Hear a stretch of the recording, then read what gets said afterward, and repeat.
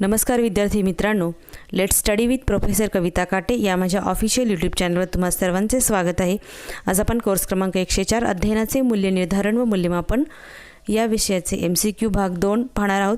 तत्पूर्वी तुम्ही चॅनलवर नवीन असाल तर चॅनलला सबस्क्राइब करा, व्हिडिओला लाईक आणि शेअर करा। चला तर मग सुरुवात करूयात।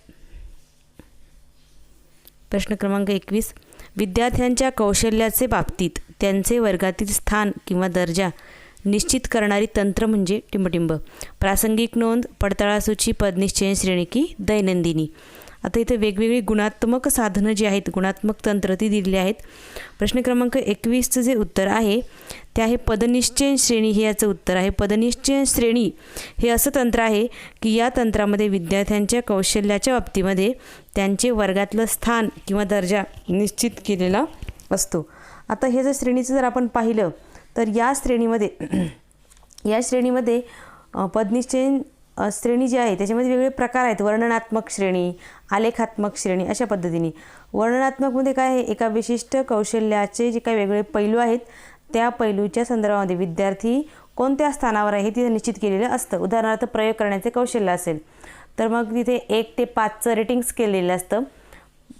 पहिल्या जे अंक आहे त्या अंकासाठी काय सांगितलेलं आहे की नीटनेटकेपणाने तिथे प्रयोगाची मांडणी करत नाही। दुसऱ्या अंकासाठी काय सांगितले, केवळ अंतिम क्रियेसाठी प्रयत्नशील असतो। तिसऱ्या अंकासाठी मांडणी करताना दुर्लक्ष करतो। चौथ्या अंकासाठी प्रयोगासाठी आवश्यक ती मांडणी करतो। पाचव्या अंकासाठी नीटनेटकेपणाने प्रयोगाची मांडणी करतो।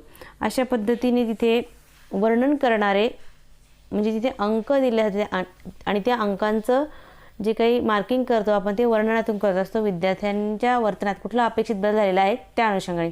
आलेखात्मकमध्ये जर नियमितपणा हा विद्यार्थ्यांचा गुण आपल्याला तपासायचा आहे तर विद्यार्थी रोज शाळेमध्ये रेग्युलर येतो का, व्यवस्थित वेळेच्या आतमध्ये येतो का, तर हे तपासायचं असेल आपल्याला तर पुन्हा आपण 1 ते 5 किंवा 1 ते 7ची पदनिश्चयन श्रेणी वापरू शकतो।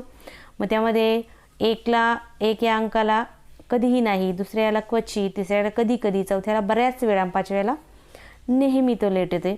अशा पद्धतीने तिथे किंवा वेगळ्या पद्धतीने 5 ते 1 रेटिंग स्केलसुद्धा आपण तिथे देऊ शकतो। तर याचं जे उत्तर आहे ते आहे रेटिंग स्केल। पुढचा प्रश्न आपण पाहूयात आता 22वा, शिक्षकांचा आवडता टिंबटिंब, नेहमी शंका विचारणार टिंबटिंब, ओळखा पाहू अशी विधाने कोणत्या तंत्रात दिलेली असतात। हे देखील एक गुणात्मक साधनांचं तंत्र आहे। पर्यायभास, समाजमिती, आलेख, ओळखा पाहू, गोष्ट पूर्ण करणे की वाक्य पूर्ण करणे। तर अतिशय सोपं उत्तर याचं ओळखा पाहू या तंत्रामध्ये येत असतं। मग शिक्षकांचा आवडता कोण, शिक्षकांचा आवडता आहे रमेश। नेहमी शंका विचारणारा कोण, नेहमी शंका विचारणारा आहे सुरेश। अशा पद्धतीने जे आहेत आपण त्या पद्धतीने विद्यार्थी इथं ओळखायचे आहेत। हे जे काही तंत्र आहे याला म्हणतात ओळखा पाहू तंत्र। हे ओळखा पाहू तंत्र जे आहे ते समाजमिती तंत्राचा एक सोशिओमेट्रिक टेक्निकचा एक भाग आहे। सोशिओमेट्रिक टेक्निकमध्ये 2 तंत्र आहेत, ओळखा पाहू तंत्र आणि नामनिर्देशन तंत्र। गेस हू टेक्निक आणि नॉमिनेटिंग टेक्निक। त्यातला जो आहे गेस हूमध्ये वर्गामध्ये अत्यंत नियमित असणारे विद्यार्थी कोण, ओळखा पाहू। वर्गातील सगळ्यात आळशी विद्यार्थी कोण, वर्गात स्वतःहून पुढाकार घेणारा विद्यार्थी कोण, नेहमी चिडचिड करणारा भांडखोर विद्यार्थी कोण। अशा पद्धतीने आपण तिथे ओळखत असतो। पुढे प्रश्न आपण पाहूयात 23, टिंबटिंब याचे जनक JL मोरेनो हे आहेत। आविष्कार तंत्र, समाजमिती, आलेख, चित्र, रसग्रहण, कसोटी की वाक्यपूर्ती कसोटी।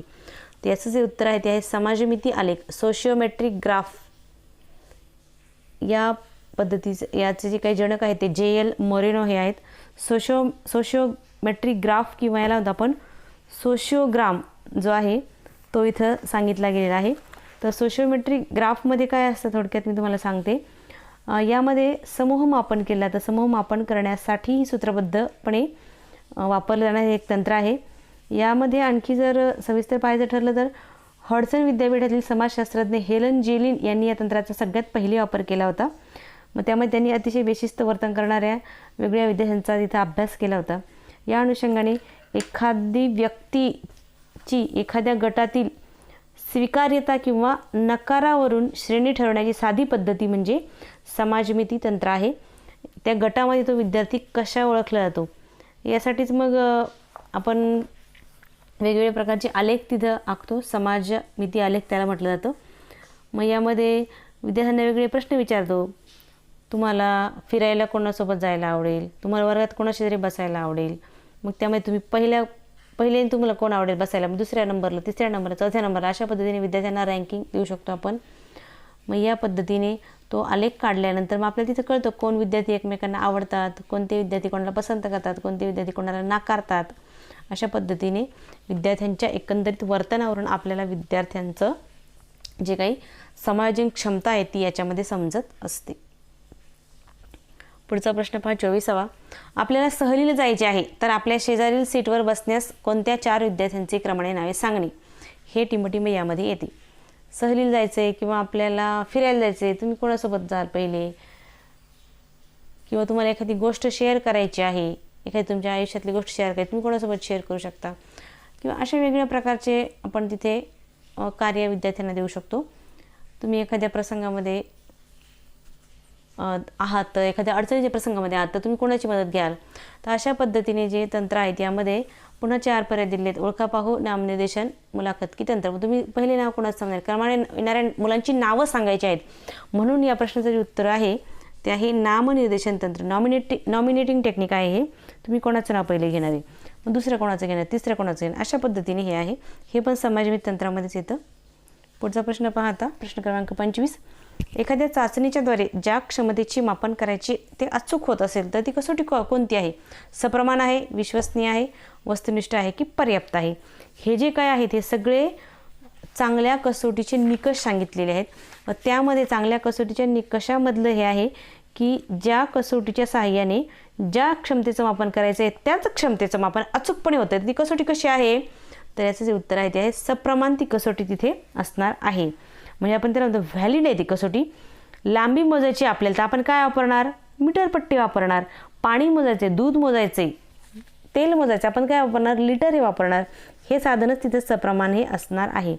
मग अशा पद्धतीने सप्रमाणता ही सापेक्ष अशी संकल्पना आहे. एखाद्या विशिष्ट कौशल्य मापनासाठी जी काही सप्रमाण असेल तर तीच कसोटी इतर कौशल्याच्या बाबतीमध्ये देखील सप्रमाण असेलच असं नाही बरं का. म्हणजेच काय, तिथे वेगवेगळ्या गोष्टींचा संदर्भानुसार ते बदलत जाणार आहे. मग सप्रमाणता या घटकावर अनेक वेगवेगळे घटक हे परिणाम करत असतात. सप्रमाणता या निकषावरती, त्यामध्ये मग परीक्षेचं माध्यम असेल, परीक्षेच्या माध्यमामध्ये जर माध्यम मुलांचं मातृभाषा असेल तर मुलं हे त्यांना चांगल्या प्रकारे प्रश्नांचं आकलन होतं आणि सप्रमाणताही वाढते. इतर मीडियम जर वापरले तर तिला सप्रमाणताही कमी होऊ शकते. त्यानंतर प्रश्नांची भाषा जर क्लिष्ट असेल तर देखील मुलांना तिथं सप्रमाणताही कमी होते, ती टेस्ट व्हॅलिड राहत नाही. ज्या क्षमतेचं मापन करायचं त्या क्षमतेचं मापन होत नाही. प्रश्नपत्रिका जर खूप सोपे प्रश्न असतील किंवा खूप कठीण प्रश्न असतील तर देखील सप्रमाणताही कमी होते. चांगल्या क्वालिटीचे प्रश्न नसतील तर देखील सप्रमाणताही कमी, ज्या प्रश्नांची उत्तर विद्यार्थी लगेच अंदाजाने ठोकू शकतात. त्यानंतर कसोटीची व्याप्ती, चाचणीची व्याप्ती खूप जर प्रश्नसंख्या असेल, अधिक असेल, प्रश्नांची संख्या वाढत गेली आणि सगळ्या अभ्यासक्रमावर आधारित प्रश्न जर असतील तर त्यामुळे सप्रमाणताही वाढते. आणि जर आपण व्याप्ती कमी केली तर सप्रमाणताही कमी होते. असे अनेक वेगवेगळे घटक इथे सांगितलेले आहे. म्हणून टेस्ट इज व्हॅलिड इथे बरोबर आहे. 26वा प्रश्न पहा. ज्या साधनाने उद्दिष्टांचे मापन केले असता सतत तेच निष्कर्ष येतात ते साधन कसं आहे, सप्रमाण आहे, विश्वसनीय आहे, व्यवहार आहे की भेदभावक्षम आहे. तर याचं जे उत्तर आहे ते आहे विश्वसनीय. एका विशिष्ट साधनाने आपण त्या उद्दिष्टाचं मापन केलेलं आहे. तर ज्या साधनाने किंवा एखाद्या कसोटीने उद्दिष्टाचे मापन केले असता सतत सारखे तेच निष्कर्ष येत आहेत तर ते कसोटी किंवा ते साधन कसं आहे, रिलायबल आहे, आपण त्याच्यावर विश्वास ठेवू शकतो आणि ते इतर वेळेस वापरू शकतो. म्हणजेच इथं हे उदाहरण द्यायचं ठरलं तर उदाहरण आहेत वेगवेगळे. आपण लांबी, रुंदी मोजण्यासाठी काही मीटरपट्टी वापरली, एखाद्या आपल्याला रस्त्याचं, एखाद्या खोलीचं, एखाद्या विशिष्ट साधनाचं साहित्याचं आपल्याला लांबी रुंदी मोजायची आहे आणि काही विशिष्ट काळ गेल्यानंतर 2 महिने 4 महिने आपण पुन्हा त्याच मीटरपट्टीने त्याच साधनाची लांबी रुंदी मोजली आणि तीच आली तर मग त्या ठिकाणी काय असणार आहे, तिथं त्या पद्धतीने सतत तेच निष्कर्ष येत असेल तर ते साधन किंवा कसोटी ती त्या ठिकाणी विश्वसनीय ही असणार आहे. मग यामध्ये आपण कसोटीच्या साहाय्याने जर आपण एखादी चाचणी वापरलेली आहे, चाचणीसाठी आपण काही विद्यार्थ्यांना विशिष्ट मार्क्स दिले आहेत, त्या कसोटीच्या साहाय्याने कोणीही केव्हाही, एका शिक्षकाने तयार केली, दुसऱ्या शिक्षकाने जरी वापरली, तिसऱ्याने जरी वापरली, तरी कोणीही केव्हाही, कुठेही, कितीही वेळा मापन जरी केलं आणि तरी जर मापनामध्ये फरक पडत नसेल तर त्या मापनाला तिथं काय म्हणतो आपण, विश्वसनीय मापन आहे असं म्हणतो. विश्वसनीय परिणाम करण्याचे वेगवेगळे घटक आहेत. कसोटीची लांबी, प्रश्नांची काठिण्य पातळी, असे वेगवेगळे घटक हे परिणाम, ते घटक देखील वाचून ठेवा. विश्वसनीयते परिणाम करणारे घटक कुठले कुठले आहेत ते. 27वा प्रश्न, इथे 2 विधाने दिली आहेत पहा. कसोटीतील प्रश्नांची संख्या वाढवली तर चाचणीची विश्वसनीयता वाढते. चाचणीमध्ये वैकल्पिक प्रश्नांची संख्या वाढली तर ही चाचणीची विश्वसनीयता कमी होते. पहा, विधान 1 सत्य, विधान 2 सत्य, विधान 1 आणि 2 दोन्ही सत्य, विधान 1 आणि 2 दोन्ही असत्य. तर प्रश्न क्रमांक 27चं जे उत्तर आहे ते आहे पर्याय क्रमांक 3. विधान 1 आणि 2 दोन्ही सत्य आहेत. कसोटीमध्ये प्रश्नांची संख्या वाढवली तर चाचणीची विश्वसनीयताही वाढणार आहे. म्हणजेच कसोटीची जी काही लांबी आहे, कसोटीतील प्रश्नांच्या संख्येवर विश्वसनीयता अवलंबून असते. प्रश्न अधिक असले, अधिक कंटेंटवर प्रश्न विचारलेले जातील तर त्यामुळे विश्वसनीयता वाढणार आहे.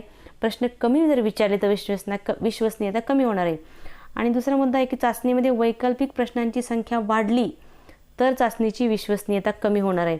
या ठिकाणी वैकल्पिक प्रश्न म्हणजेच काय आहे, प्रश्नपत्रिकेमध्ये आपण वेगवेगळे प्रश्न दिले, वैकल्पिक प्रश्न, विद्यार्थ्यांनी वेगवेगळे प्रश्न सोडवले, त्यामुळे विद्यार्थ्यांची आपल्याला तुलना करता येणार, प्रश्नसंख्या सारखीच असली पाहिजे. आणि पुन्हा ही चाचणी दिली तर विद्यार्थी तेच प्रश्न पुन्हा सोडतील याची खात्री आपण देऊ शकत नाही. म्हणून तिथं विश्वसनीयता ही कमी असते. म्हणून याचं उत्तर आहे तिसरं जे आहे ते उत्तर इथं असणार आहे. प्रश्न 28 पहा. खालीलपैकी अध्ययन अनुभवचे स्रोत कोणते आहेत? अध्ययन अनुभव, लर्निंग एक्सपिरियन्स, कुठल्या कुठल्या माध्यमातून आपल्याला अध्ययन अनुभूती होत असते?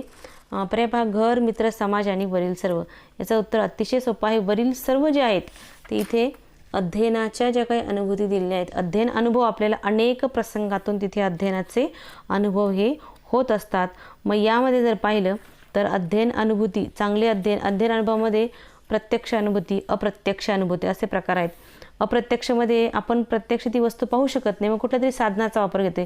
शब्द, चित्र, आकृत्या, नकाशे, प्रतिकृती, तक्ते, वेगवेगळे शैक्षणिक साहित्याचा वापर करतोय. प्रत्यक्ष अनुभवामध्ये आपण विशिष्ट साधनच आपण वर्गात वापरायचे, तिथे मग त्याला आपल्याला वेगवेगळ्या गोष्टी शिकवायच्या आहेत. स्पर्श संवेदना, गंध संवेदनाची, आपण गुलाबाचं फूल, मोगऱ्याचं फूल, प्रत्यक्ष विद्यार्थ्यांना त्याचं गंध द्यायचा आहे. किंवा पानांची रचना, फुलांची रचना शिकवायची आहे, प्रत्यक्ष पान फूल वर्गात न्यायचं आहे. फळांची चौकशी आहे, विशिष्ट आंबट, गोड, तुरट, तर विशिष्ट फळं तिथे चाखायला द्यायची आहेत. अशा पद्धतीने प्रत्यक्ष अनुभूती तिथे असणार आहे. ज्यावेळेस प्रत्यक्ष अनुभूती देणं शक्य नाही त्यावेळेस आपण अप्रत्यक्ष अनुभव, इनडायरेक्ट एक्सपिरियन्स त्यांना तिथे देणार आहे. आणि लर्निंग रिसोर्सचं म्हटलं अध्ययन अनुभूतीचे स्रोत, त्याच्यामध्ये घर, सवंगडी, समाज, खेळण्याचं मैदान, प्रसारमाध्यमं, प्रवास, शाळा, शिक्षक, शाळेतले शिकवणारे शिक्षक आहे, लॅबोरेटरी, शाळेतले भौतिक साधनं आहेत, लॅबोरेटरी, लायब्ररी, ग्रंथालय, प्रदर्शन आहेत वेगवेगळी, मुलांना वेगवेगळे आपण क्लासेस लावले, चित्रकला, गायन, नाट्य, संगीत, सहशालेय करिक्युलर जे काही ॲक्टिव्हिटी को करिक्युलर त्या आहेत, वेगवेगळ्या क्रीडा स्पर्धा आहेत, हे सगळं जे आहेत ते तिथं लर्निंग एक्सपिरियन्समध्ये येणार आहे. म्हणून ऑल ऑफ द अबोव्ह याचं उत्तर आहे. प्रश्न क्रमांक 30 पहा आता. पडताळा सूचीचा फायदा कोणता आहे? विविध कौशल्य संपादनासाठी उपयोग होतो. वर्गातील विद्यार्थ्यांचा कौशल्य संपादन या संबंधी तुलनात्मक अभ्यास करता येतो. विधान 1 आणि 2 बरोबर आहे. उपकौशल्यांचा दर्जा समजत नाही, अशा पद्धतीने इथे दिलेलं आहे. तर प्रश्न क्रमांक 30 जे उत्तर आहे यामध्ये पर्याय क्रमांक 3 जे आहे, विधान 1 व 2 दोन्ही बरोबर जे आहेत ते सांगितलेले आहेत. पडताळा सूची हे निरीक्षणात्मक एक तंत्र आहे. या तंत्राचा पाया निरीक्षण आहे. यामध्ये विद्यार्थ्यांच्या अंगी असलेल्या सवयी, वर्तन, कार्यपद्धती, कौशल्य, स्वभाव आणि गुणविशेष या सगळ्या बाबींचा इथं तपास केला जातो आणि तो पुरावा शोधला जातो. पुरावा शोधणारी यादी आपण म्हणतो, तिला म्हणतो चेकलिस्ट म्हणतो. यामध्ये ज्या गुणांच्या अथवा कौशल्याचे मापन करायचे आहे त्या गुणांचे पृथक्करण करून त्यातील वर्तन, उपकौशल्य, सवयी यांची यादी मुलांची तिथं केली जाते. मग त्यामध्ये चांगल्या सवयी, त्यांचे भाषण कौशल्य, त्यानंतर लेखन कौशल्य, प्रायोगिक कौशल्य, त्यानंतर दैनंदिन जीवनात चांगल्या सवयी, या सगळ्या आपण पडताळा सूचीच्या माध्यमातून निरीक्षणाचे घटक तयार करायचे प्रत्येकाचे आणि विद्यार्थीची यादी तिथे नावं लिहायचे आणि त्यांच्यावर टिक मार्क करत चालले. या पद्धतीने तिथं तिसरं जे आहे ते उत्तर आहे. 31वा प्रश्न पाहतो. इथे काय सांगितलं आहे? प्रक्षेपण तंत्राची वैशिष्ट्ये कोणती आहेत? प्रक्षेपण तंत्र आपण त्याला म्हणतो प्रोजेक्टिव्ह टेक्निक. प्रोजेक्टिव्ह टेक्निकमध्ये आपण वेगवेगळे टेक्निक्स इथं पाहत असतो. मग त्यालाच आपण आविष्कार तंत्र असं देखील म्हणतो. चित्र काढणे, बाहुल्यांचा खेळ, वाक्यपूर्ती, दैनंदिनी असे वेगवेगळे प्रकार त्याच्यामध्ये येतात. तर वैशिष्ट्ये कोणती आहेत असा प्रश्न आहे. मुक्त प्रतिसाद, समष्टीवादी उपागमाचा उपयोग, बहुमितीय प्रतिसाद की वरील सर्व. त्याचं उत्तर जे आहे ते वरील सर्व जे आहेत हे तिथे प्रक्षेपण तंत्राची वैशिष्ट्यही सांगितली गेलेली आहेत. प्रक्षेपण तंत्र जे आहे त्या प्रक्षेपण तंत्रामध्ये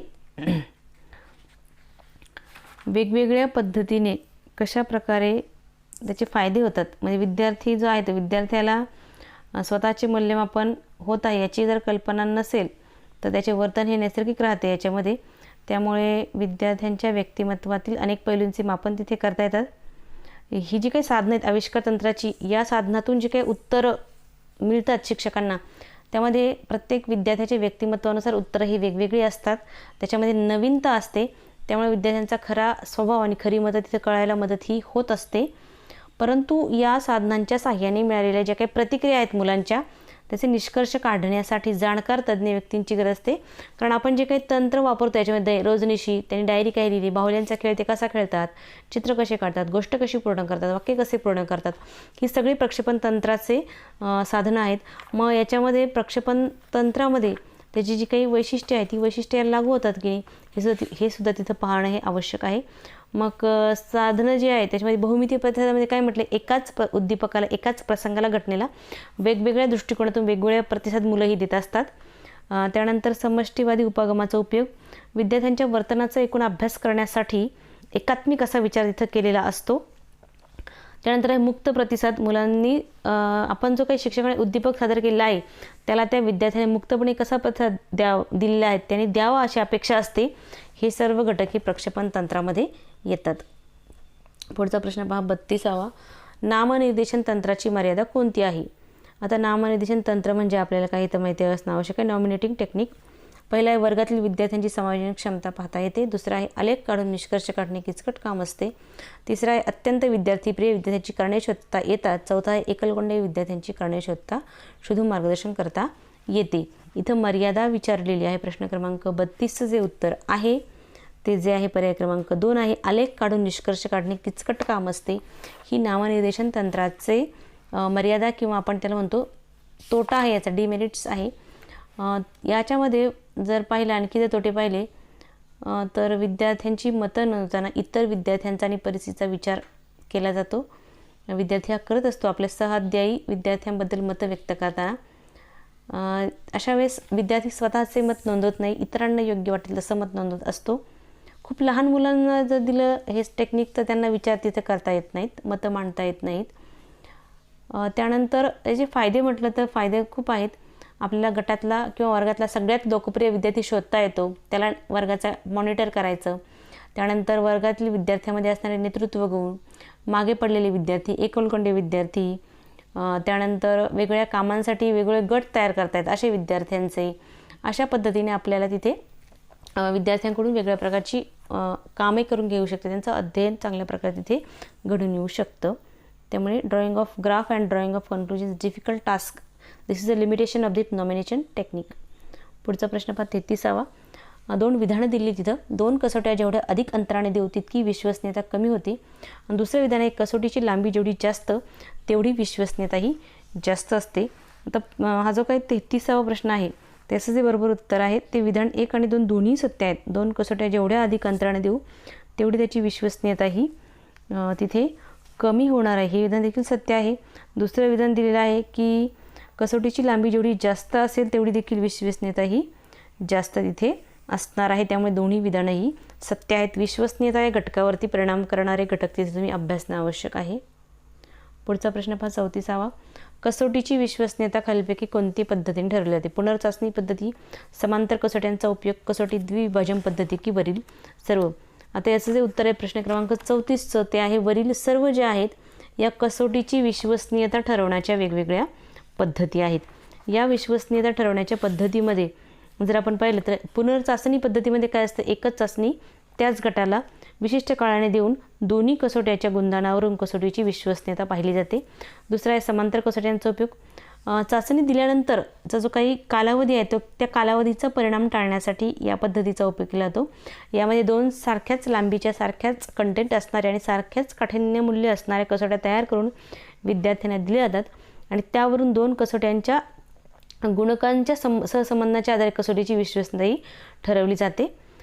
तिसरा आहे कसोटी द्विविभाजन पद्धती, स्प्लिट हाफ मेथड. यामध्ये एकाच कसोटीचे 2 भाग केलेले असतात आणि 2 अर्ध्या भागातील प्रश्नांच्या गुणांच्या सहाय्याने सहसंबंध प्रस्थापित करून तिथे विश्वसनीयता ही ठरवली जाते. पुढील प्रश्न आपण पाहूयात. प्रश्न क्रमांक 35. खालीलपैकी चांगल्या कसोटीचे निकष कोणते आहेत? कसोटीच्या ठिकाणी सप्रमाणता असली पाहिजे. दुसरा आहे कसोटी वस्तुनिष्ठ असली पाहिजे. तिसरा आहे कसोटी पर्याप्त असली पाहिजे. चौथा आहे कसोटीने भेदभाव ओळखता आला पाहिजे. विद्यार्थ्यांची तुलना आपल्याला तिथे करता आली पाहिजे. तर याचं उत्तर तर अतिशय सोपं आहे की सगळी जी विधानं आहेत ती सगळी बरोबर आहे. सगळे कसोटीचे गुणच आहेत. सप्रमाणता, विश्वसनीयता, त्यानंतर पर्याप्तता, वस्तुनिष्ठता, व्यवहार्यता, भेदभाव क्षमता हे सगळे कसोटीचे गुण आहेत. कसोटीने 2 विद्यार्थ्यांमधील भेदभाव आपल्याला ओळखता आला पाहिजे. ज्या कसोटीच्या सहाय्याने भेदभाव ओळखता येईल ती कसोटी अधिक चांगली म्हणता येईल. पर्याप्त पाहिजे, सगळ्या पाठ्यपुस्तकातील सगळे घटक उद्दिष्ट याची प्राप्ती झाली की नाही तपासता आलं पाहिजे. व्यवहार पाहिजे, त्या कसोटीचा जो काही वापर आहे तो वापर कुठल्या शिक्षकाला सुलभतेने करता येणं आवश्यक आहे. त्यानंतर वस्तुनिष्ठ पाहिजे, व्यक्तिनिष्ठता येऊ नये, म्हणजे कुठल्याही व्यक्तीच्या मताचा त्याच्या प्रभावाने पडला पाहिजे. त्यामुळे कसोटी जेवढी वस्तुनिष्ठ असेल तेवढी तिची वस्तुनिष्ठ असेल तेवढी तिची व्यक्तिनिष्ठताही कमी होणार आहे. आणि कसोटीची वस्तुनिष्ठता जर कमी असेल तर कसोटीचा विश्वसनीयता तिथं परिणाम हा होणार आहे. यासाठी विधान क जे आहे ते बरोबर आहे, पर्याय क. पुढील प्रश्न पहा. प्रश्न क्रमांक 36 आहे. विश्वसनीय 2 विधान आहेत बघा. विश्वसनीय नसलेली कसोटी सप्रमाण असू शकते. दुसरा आहे सप्रमाण कसोटी विश्वसनीय असते पण विश्वसनीय कसोटी सप्रमाण असेलच असे नाही. काय पर्याय उत्तर असेल याचं बघा. आता थोडंसं विचारपूर्वक उत्तर द्यावं लागणार आपल्याला. तर याच्यामध्ये जे आहे विधान 2 जे आहे ते विधान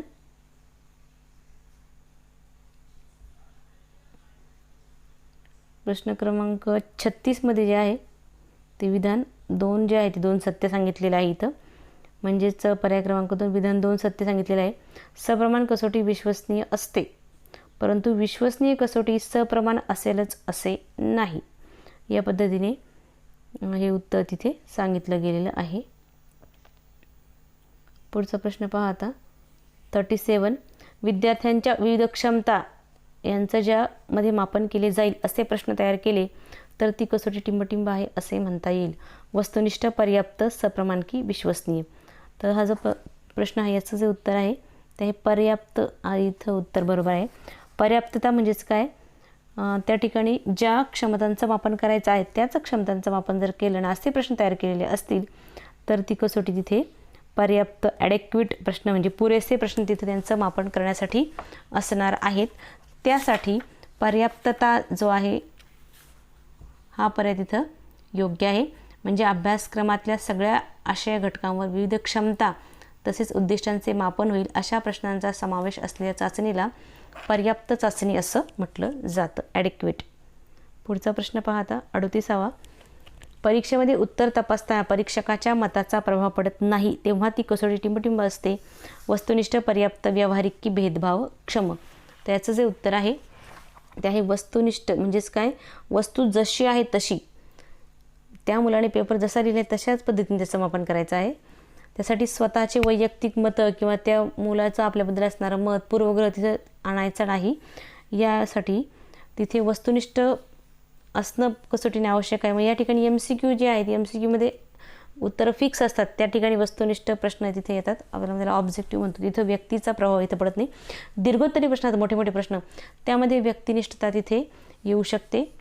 या अनुषंगाने ज्यावेळी एखाद्या कसोटीच्या गुणधर्मांवर व्यक्तिगत मताचा परिणाम होत नाही त्यावेळेस ती कसोटी ही वस्तुनिष्ठ असते. या अनुषंगाने ऑब्जेक्टिव्हिटी हा पर्याय इथं बरोबर आहे. पुढील प्रश्न पहा. 39. विधानं दिलेली 2. स्तंभालेखाची क्षेत्रफळ एकूण वारंवारिता सप्रमाणात असते.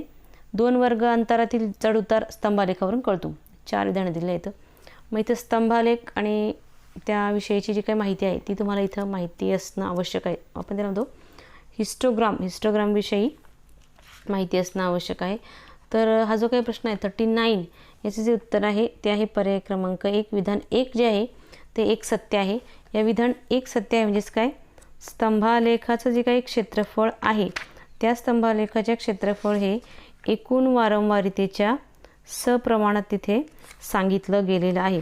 जर आपण इतर जे काही वैशिष्ट्ये पाहायचं ठरवलं याच्यामध्ये इतर वैशिष्ट्ये स्तंभालेखाची, तर त्यामध्ये आणखी काय काय सांगितलेले आहेत वैशिष्ट्य स्तंभालेखाची ती आपण पाहूयात। स्तंभालेखामध्ये प्रत्येक स्तंभाचे क्षेत्रफळ हे त्या त्या वर्गांतराच्या वारंवारतेच्या प्रमाणात असते। त्यानंतर हा आलेख काढताना कोणत्याही वर्गांतरातील सगळे प्राप्तांक त्या वर्गांतरामध्ये सारख्याच प्रमाणामध्ये विखुरलेले आहेत असं गृहीत धरलेलं असतं। हा आलेख समजायला आणि काढायला अतिशय सोपा असा आलेख आहे, परंतु विधान 2 जे सांगितलेलं आहे की 2 वर्गांतरातील चढउतार स्तंभालेखावरून कळतो, हे विधान तिथे सत्य नाही। त्यामुळे विधान एकच फक्त सत्य आहे। 2 वर्गांतरातील चढउतार समजण्यासाठी ते वेगळं टेक्निक जे आहे ते आपण पुढच्या प्रश्नामध्ये पाहणार आहोत। पुढचा प्रश्न आपण आता पाहूयात। 40वा प्रश्न पाहणार आहोत आपण। आता प्रश्न क्रमांक 40 पाहूयात। विधान 1 आणि 2 इथं पूर्ण दिले आहेत बघा। स्तंभालेखावरून 2 वर्गांतरातील चढउतार कळत नाही। दुसरा आहे वारंवारिता बहुभुजावरून 2 वर्गांतरातील चढउतार सहजपणे कळतो। तर प्रश्न क्रमांक 40चं जे उत्तर आहे ते आहे पर्याय क्रमांक 3। विधान 1 आणि 2 हे दोन्ही बरोबर आहेत। म्हणजे आपलं मागच्या प्रश्नातली जी काही चर्चा आहे ती आपण ह्या प्रश्नात उर्वरित चर्चा जी करणार आहोत। वारंवारिता बहुभुज म्हणजेच काय, तिथे वारंवारिता बहुभुजामध्ये काय होतं, इथं तिथे 2 वर्गांतरातील चढउतार जो आहे तो तिथे सहजपणे लक्षामध्ये येतो। या अनुषंगाने स्तंभालेख आणि वारंवारता बहुभुजामध्ये हा थोडासा तिथं डिफरन्स जो आहे तो डिफरन्स लक्षामध्ये घेणं हे अत्यंत आवश्यक आहे। वारंवारिता बहुभुजाची जी काही वैशिष्ट्ये आहेत आणि स्तंभालेखाची जी काही वैशिष्ट्ये आहेत, ही वैशिष्ट्ये आपण पुन्हा एकदा या प्रश्नाच्या निमित्ताने या वैशिष्ट्यांची पुन्हा एकदा आपण चर्चा करूयात की स्तंभालेख आणि वारंवारिता बहुभुज यांच्यामध्ये सारखेपणा काय आहे आणि इथं भिन्नता काय काय सांगितलेली आहे ती आपल्याला इथं पाहणं आवश्यक ठरणार आहे। जर आपण स्तंभालेखाचं मर्यादा पाहिली की 2 किंवा अधिक गटाची स्तंभालेखावरून तुलना करता येत नाही आणि 2 वर्गांतरातला चढउतार कळत नाही, ही मर्यादा आहे। परंतु वारंवारिता बहुभुजामध्ये जर पाहिलं तर वारंवारिता बहुभुजामध्ये 2 वर्गांतरातला चढउतार पटकन समजतो आणि प्रत्येक वर्गांतरातले प्राप्तांक त्या त्या वर्गांतराच्या मध्यबिंदूमध्ये केंद्रित झालेले आहेत असं गृहीत धरलेलं असतं वारंवारिता बहुभुजामध्ये। आणि स्तंभालेखामध्ये काय केलं असतं की प्रत्येक वर्गांतरातील प्राप्तांक त्या त्या वर्गांतरात सारख्याच प्रमाणात विखुरलेले आहेत असं गृहीत धरलेलं असतं स्तंभालेखामध्ये। स्तंभालेखाचं क्षेत्रफळ हे एकूण वारंवारितेच्या समप्रमाणात असतं। वारंवारिता बहुभुजामध्ये पण तेच असतं, एकूण वारंवारितेच्या सारख्याच प्रमाणामध्ये असतं। स्तंभालेख जर आपण पाहिलं तर स्तंभालेख जर काढायचं ठरलं तर अशा प्रकारे जो काही आलेख आहे त्या आलेखामध्ये आपण अशा प्रकारे स्तंभालेख इथं काढतो। थोडक्यात मी तुम्हाला काढून दाखवते। आणि आपण जर वारंवारिता बहुभुज जर म्हटलं वारंवारिता बहुभुज कसा काढायचा आहे, तर वारंवारिता बहुभुज जो आहे तो अशा पद्धतीने वारंवारिता बहुभुज आहे। म्हणजे आपण दुसरा जरी इथं काढायचं ठरलं तर 2 याची तुलना इथंही वारंवारिता बहुभुजामध्ये करू शकतो। थोडक्यात तुम्हाला काढून दाखवलं मी कशा पद्धतीने। तर धन्यवाद विद्यार्थी मित्रांनो।